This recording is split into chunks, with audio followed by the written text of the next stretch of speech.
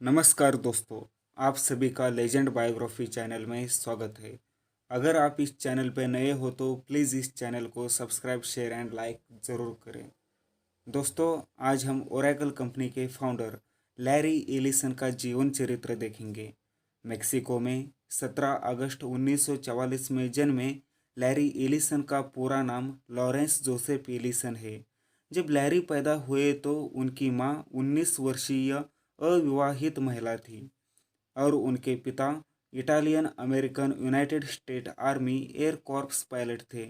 उनकी मां उन्हें अकेले नहीं पाल सकती थी, इसलिए उन्होंने 9 वर्ष की उम्र में लैरी को अपनी बहन को गोद दे दिया। उनकी मां अब लुई थी, जो उनसे बहुत प्यार करती थी, लेकिन उनके नए पिता का स्वभाव उनके प्रति कुछ ठीक नहीं था। उनका परिवार मध्यम वर्गीय परिवार था, जिसमें पिता ने उन्हें कभी प्यार नहीं दिया। लैरी स्वतंत्र, आत्मविश्वासी और अलग मत वाले व्यक्ति थे, जिसके कारण उनके सौतेले पिता के साथ साथ उनके साथियों के साथ भी लगातार झगड़े और गलतफहमी होती रही। स्कूल में भी लैरी एलिसन की सोच सभी से अलग थी।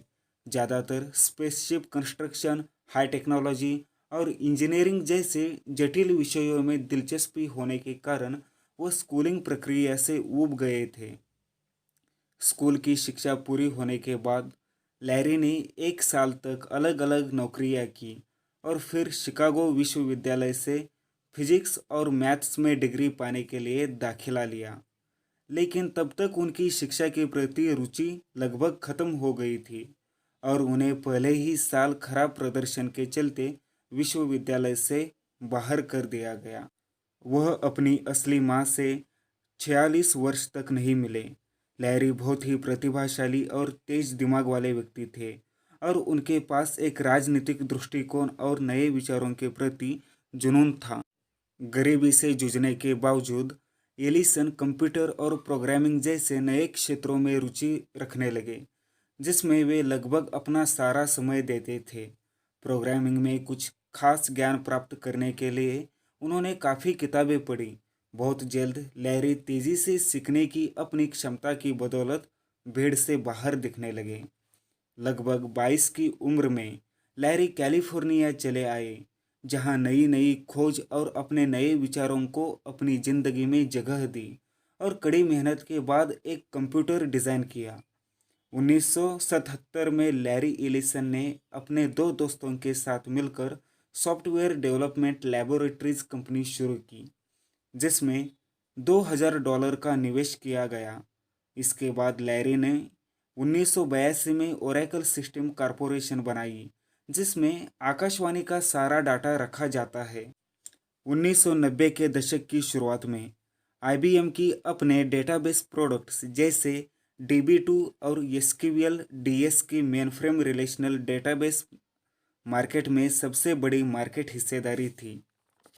ओरेकल कॉरपोरेशन द्वारा 2004 में $10.3 बिलियन में पीपलसॉफ्ट को खरीदना एलिसन के आवश्यक कदमों में से एक था।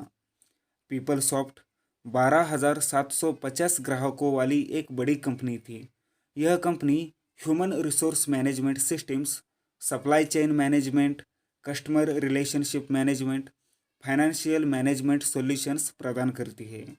इसके अलावा एलिसन के कई बड़ी कंपनियों में शेयर्स हैं, जैसे salesforce.com, नेटसूट, क्वार्क बायोटेक्नोलॉजी और एस्टेक्स फार्मास्यूटिकल्स आदि। इनकी गिनती दुनिया की सबसे बड़ी कंपनियों में होती है।